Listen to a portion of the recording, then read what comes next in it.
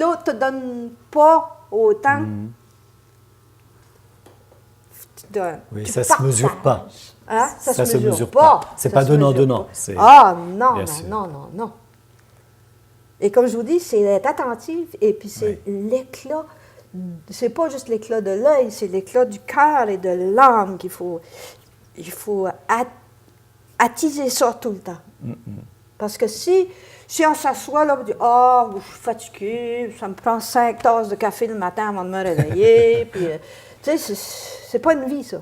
Tu te lèves le matin, il faut que tu te lèves le matin. Mon père me disait tout le temps, je me sens bien, je me sens fort, je me sens formidable. Fasse l'effort de te lever, puis tu dis, l'avenir est à ceux qui se lèvent tôt. Je me lève à 5h30 le matin, moi. 5h30, je suis dans mon champ. Quand on vient d'une tradition comme celle-là, il faut absolument essayer de la continuer et la partager et la faire comprendre. Faire comprendre ce que c'est qu'est la vie. De ne pas passer une vie sur la terre, une vie entière à attendre la 5e tasse de café pour se réveiller. Tu sais, quand tu te réveilles tout de suite, tu te réveilles à la vie. C'est pas juste se réveiller. Il faut être... Mon papa me disait tout le temps, je suis reconnaissant tous les jours de m'être réveillé. De ne pas être mort dans la nuit. De m'être réveillé, être encore là, réveillé. Vous êtes proche de la nature. Tout à l'heure, vous me confiez que dans votre jardin, là, étaient passés une fois 9 chevreuils, c'est ça? Ben, il y en a beaucoup, mais... Comment vous expliquez ça, que les chevreuils viennent aussi près de vous, finalement? Ils n'ont pas peur, rien? Ben, ils n'ont pas peur parce que Qu'est-ce je qui les se chasse pas. Oui, voilà, bien sûr. Ils pensent que j'ai un beau jardin et ce qu'il y a dans le jardin, ils aiment ça. Il y a des carottes, il y a des choux, ils adorent ça. Donc vous pensez qu'ils savent que chez vous, c'est une bonne table? Oui. C'est ça? Ben c'est là, un bon c'est jardin. mon 3e année de jardin. Et c'est toujours les mêmes. Je la vois, il y en a une très grande, elle est toujours belle, elle arrive très élégante et elle me regarde, puis avec son petit sabot, là, elle cherche qu'est-ce que j'ai planté, là, elle va, puis elle fouille dans le jardin.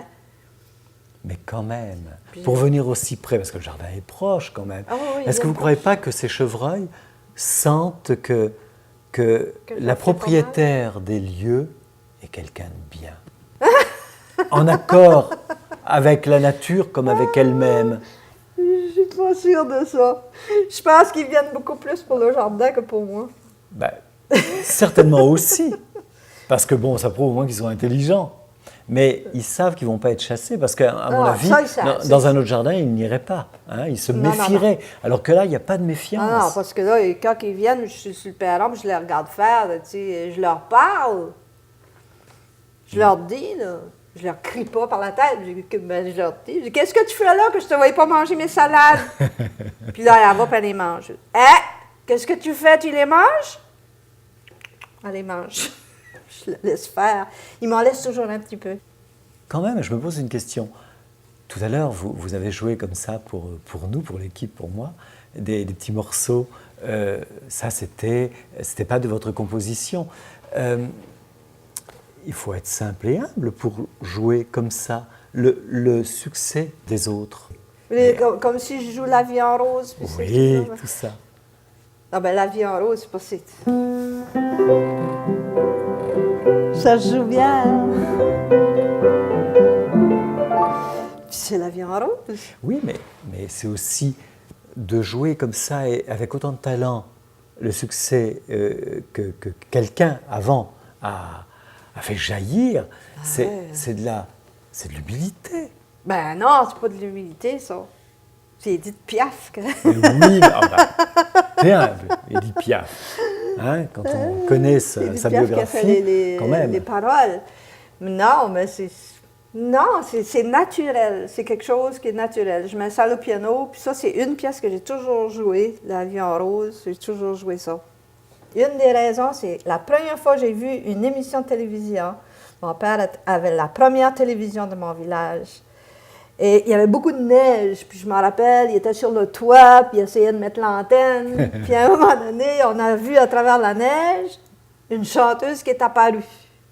Et ma mère a dit « Oh, mais c'est Édith Piaf! » Et puis elle a redisparu, on l'a perdue. et dites tout ce que vous nous dites est humble, est beau, est naturel, pour reprendre vos expressions. Mais tout de vous est humble, que vous le vouliez ou non. Même tout ce que vous nous racontez. Mais ça fait rien, parlons d'autre chose. Peut-être que Parlons d'autre chose. Moi, je trouve pas que je suis une personne humble. Moi, je trouve que je pense que je suis une personne dynamique et je pense que je fais les choses vraies. Ça, je suis toujours vrai avec moi-même et vrai avec les autres. C'est bien important tout le temps. Alors, si l'humilité... C'est une très forte qualité, hein, la vérité. Si l'humilité va avec ça, OK, je suis bien d'accord. Mais je ne suis pas une personne effacée, je ne suis pas une personne nécessairement modeste. Mais heureusement que vous n'êtes pas effacé, parce que quand il faut que vous alliez sur scène, si vous étiez effacé, vraiment, ce serait dommage. Vous ne pouvez pas. Mais dans tout ce que vous dites ou votre comportement, tout est naturel chez vous. Ah, c'est naturel, ça, l'humilité et le naturel, pour moi, c'est pareil. Ben oui, on a bien remarqué que dans tout ce qu'on s'est dit là, vous avez toujours évité qu'on revienne à l'humilité. Mais tout en vous était cela. Mais ça ne fait rien, parce que moi je retiens une chose en vous voyant, Edith, c'est qu'on ait bien ou mal ou pas du tout parlé de l'humilité. Moi je constate que l'humilité, c'est quelque chose de merveilleux, c'est un éclat, c'est ce qu'on trouve dans le regard, c'est ce qui rayonne d'une personne. Comme vous possédez tout cela, je dirais simplement alors que c'est merveilleux. Ben, je vous dis humblement merci. Alors, ce que je voudrais savoir, c'est quand on arrive sur scène comme ça, quand on est avec tellement de milliers de personnes, qu'est-ce qu'on ressent? Ça m'est jamais arrivé, moi.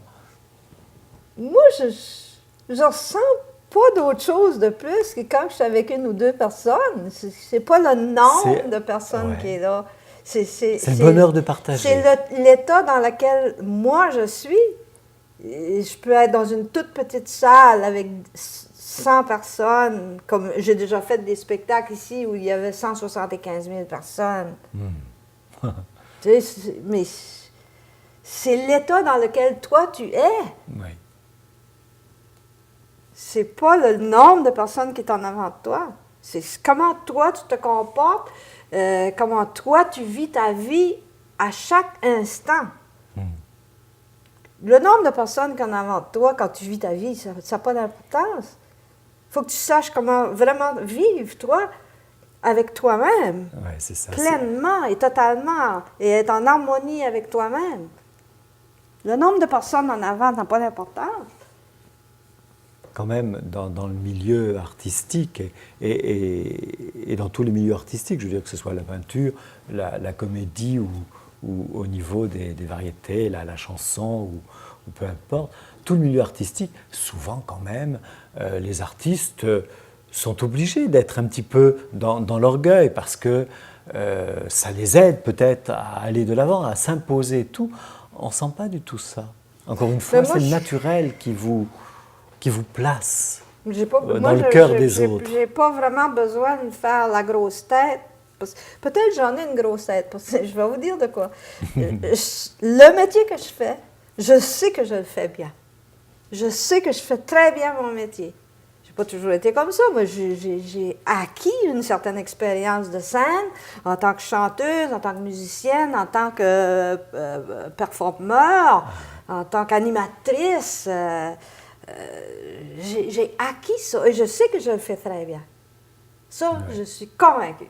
Je sais que je fais très bien le plancher, je sais que je travaille bien le bois, je sais que je plante bien mon jardin. Je sais tout ça. Je sais que je fais bien les choses. Vous êtes consciente que vous savez vivre. C'est ça. Je vis pleinement mes affaires. C'est comme... Moi, je sais que je fais bien mon métier, mais peut-être que c'est comme le gâteau que je faisais quand j'étais petite, que mon père disait que c'était fantastique, et moi, j'ai trouvé que c'était fantastique. C'est peut-être tout croche. Mais ça n'a pas d'importance. L'important, c'est que moi, je sais que je fais bien ça. Et donc, le monde qui est en avant de moi et qui vient m'écouter, ils sont à l'aise. Ils deviennent confiants et à l'aise avec moi parce que moi, je suis confiante et très à l'aise avec eux autres. Et c'est ce partage-là qui est importante de bien vivre. Et non pas de dire, bon, ben, moi je suis très bonne, puis, tu sais, donnez-moi ma loge, et puis... Vraiment, on ne peut même pas vous imaginer comme ça. Non, mais c'est pas bien vivre. Bien sûr. Ou, tu sais, non, je ne vais pas voir le public. C'est pas bien vivre, ça. C'est merveilleux parce que... Il faut être capable d'assumer Ouais. les responsabilités qu'on se donne. Moi, si j'ai décidé de faire du spectacle, j'ai une responsabilité face aussi aux gens qui viennent me voir. Eh oui. Tu sais, je ne peux pas leur dire, bon, ben, à soir, je me sens pas trop bien, puis aller faire un spectacle qui est bâclé. Il faut que j'aille chercher le pétillant du cœur et de l'âme, puis l'emmener dans mes yeux, puis aller, puis leur donner. Parce qu'il est toujours là.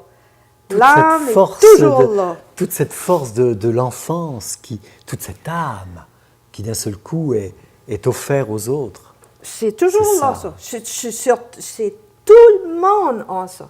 Tout le monde a l'âme, une âme forte. C'est juste que les gens, souvent, ne la cultivent pas. Très certainement, oui, c'est vrai. Il faut aller la chercher, puis Je il crois faut la volontiers sortir. que tout le monde a au fond de lui, au niveau de son âme, le respect, la tolérance, le courage, Oui. l'humilité, la patience, tout plein de choses, toutes ces richesses que vous avez Vous vous-même. allez être obligé d'interviewer quelqu'un d'autre sur l'humilité. Pourquoi pas du tout? Parce que moi, je ne suis pas capable de parler de Mais l'humilité. ça n'a pas d'importance. Je la C'est- comprends pas beaucoup. Moi, je cette crois que vous avez offert plus que ça. Vous avez offert le naturel, la simplicité. En tous les cas, ce rayonnement que vous avez nous a donné une leçon aujourd'hui. En tout cas, à moi. Et ça, je vous en remercie beaucoup. C'est moi qui vous remercie. Puis malgré toutes les difficultés qu'il y a dans le monde, il ne faut jamais, jamais oublier qu'il faut aller à l'intérieur de soi-même. Quelle magnifique rencontre! Vraiment, Edith Butler est une personne humble, mais elle ne l'aura jamais avoué. Ça a été un moment merveilleux, un moment très précieux dans ma vie. Ah oui, vraiment, extraordinaire. Un moment coloré, pétillant.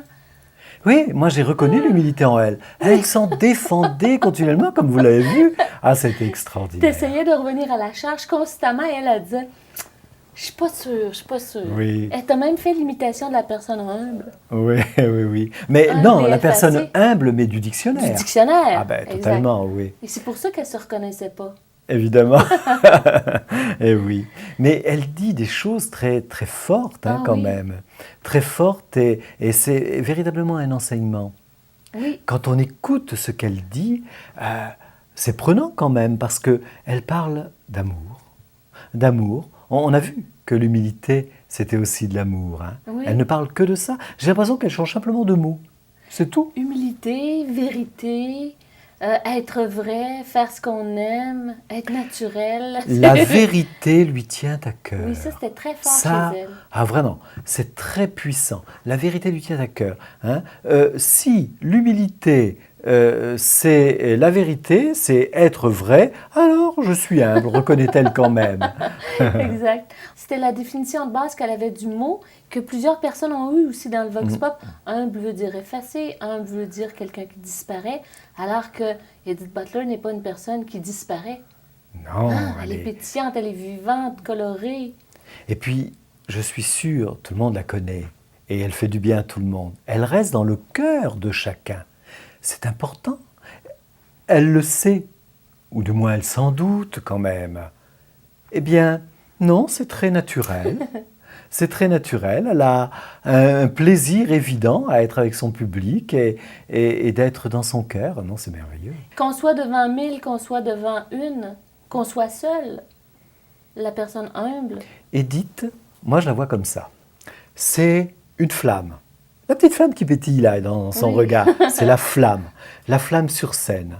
Mais la flamme sur scène, finalement, comme la femme sur scène, avec ces milliers de personnes qui la regardent, elle ne vacille pas, elle reste elle-même. Cette même flamme dans la nature, devant les animaux ou seule, ne vacille pas, elle reste la même, Elle a la même puissance, elle éclaire de la même façon. Ça, c'est Edith. C'est des personnes qui savent rester égales, peu importe le milieu dans lequel ils se trouvent. Comment on appelle ça? Une femme comme Edith? Une femme humble. C'est aussi une femme passionnée. Quand elle parle Totalement. des choses qu'elle aime, elle n'en parle pas d'une façon